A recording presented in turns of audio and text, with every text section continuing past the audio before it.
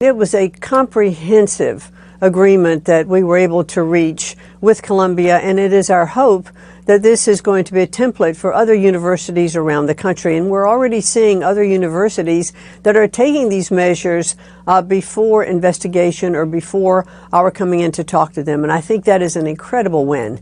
But it was clearly evident in all of the scenes, some of which you just showed, that there was an issue that had to be addressed at Columbia. Their board recognized it. Both of the presidents that I talked to at the time, it started with Katrina Armstrong months ago, and then with Claire Shipman, the current president at Columbia. They recognized there was an issue when they didn't have enough security on campus to handle the outbreaks, when there were mass protests, when Jewish students were afraid and felt unsafe to go across campus, when students were barricaded in the library, and other students banging on, those glass walls, yelling "Death to Israel, death to Jews." I mean, it was an awful thing that was going on our campuses.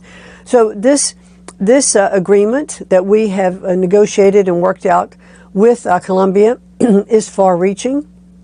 It is not only for today, but we hope that this is a long legacy of compliance. There's a monitor on campus. There is also a monitor at the Department of Justice to make sure that Columbia remains in compliance, and I have no doubt that it is their goal to do that. The Department of Justice hasn't made any new information public, but it's the Deputy Attorney General, Todd Blanche, who spoke with Maxwell and says he expects to speak with her again today. There were a lot of questions, and we went all day. Questions remain about Jeffrey Epstein, and Deputy Attorney General Todd Blanche went to Epstein's former girlfriend, Ghislaine Maxwell, for answers. She answered every one of them. Blanche, President Donald Trump's personal attorney turned second in command at the Department of Justice, tweeted, "The department will share additional information at the appropriate time." Maxwell's attorney says DOJ hasn't promised her a deal or a pardon. No promises yet, so she's just answering questions for now. President Trump called the attention on the Epstein case a scam and turned his attention to the Federal Reserve. He and Fed Chair Jerome Powell argued over renovation costs. Estimates had repairs at $1.9 billion. Now that's up to $2.5 billion. So the 2.7 is now 3.1. I'm not aware of that. Yeah, you just added in a third building is what that is. That's a third building. Well, no, but it's a building that's being built. No, it was built 5 years ago. By tradition, presidents have avoided commenting on decisions by the Federal Reserve to respect the Fed's independence from politics. But when President Trump was asked how Powell could avoid criticism, he said this. Well, I'd love him to lower interest rates. Other than that, what can I tell you? In the past, President Trump has teased the idea of firing Powell over these renovations. But on Thursday, President Trump backed off on that. He says he just wants the construction to be complete. Economists have warned if the president gets involved in the Fed and the Fed loses its independence, then it could send the stock market into a meltdown. In Washington, I'm Vinay Simlat. Back to you. Do you feel confident? Do you have anything to say? From the moment he declared his candidacy for Congress, Santos leveraged his campaign for his own enrichment and financial benefit.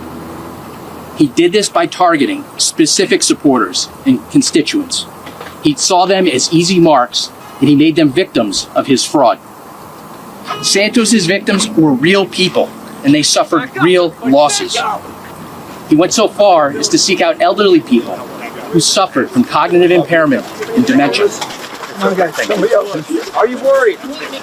Santos's blatant corruption is an affront to our electoral process, our representative government, and the people of New York's 3rd Congressional District. But today, and finally, Santos has been held accountable for his years of fraud, deceit, and theft. He's going to federal prison, and he's going to be punished for his staggering fraud. You're out of line. George Santos spent his brief career in public service conning donors, misleading his constituents, and defrauding the government. He told lie after lie until it caught up with him, until we caught up with him, and exposed him for what he truly was, an opportunist and a fraud. And come July 25th, George Santos will finally be where he belongs, behind bars, answering for these crimes. Paramount Global and Skydance Media have won approval for a merger. US regulators cleared the $8.4 billion deal on Thursday.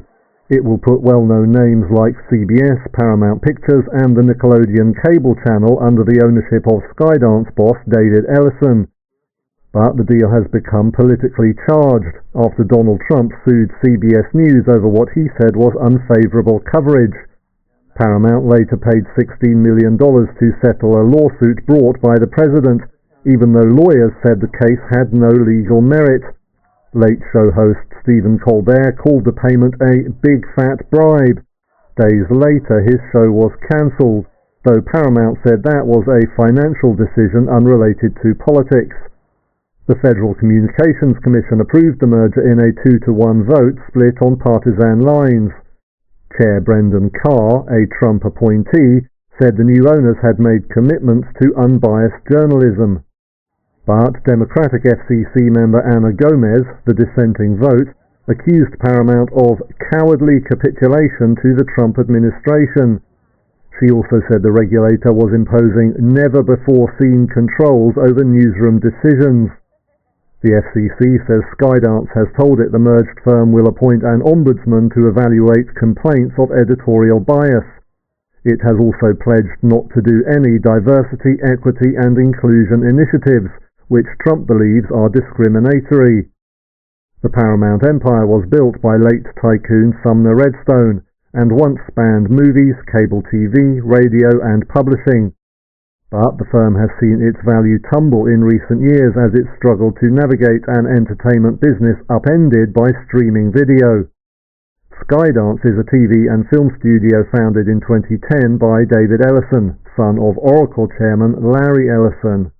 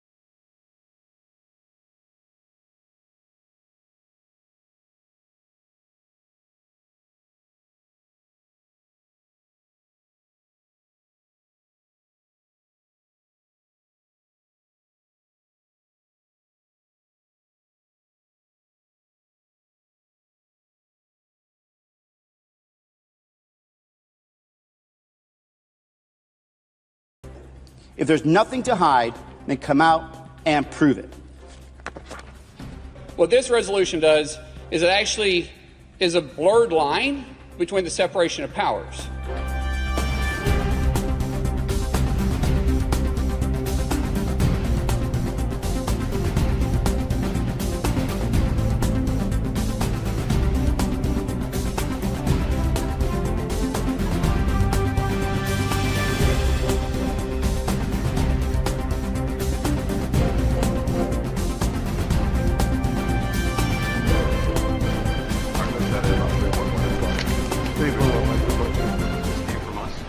Is this project a fireable offense for Jerome Powell? Look, I would love to see it completed. I don't want to put that in this category.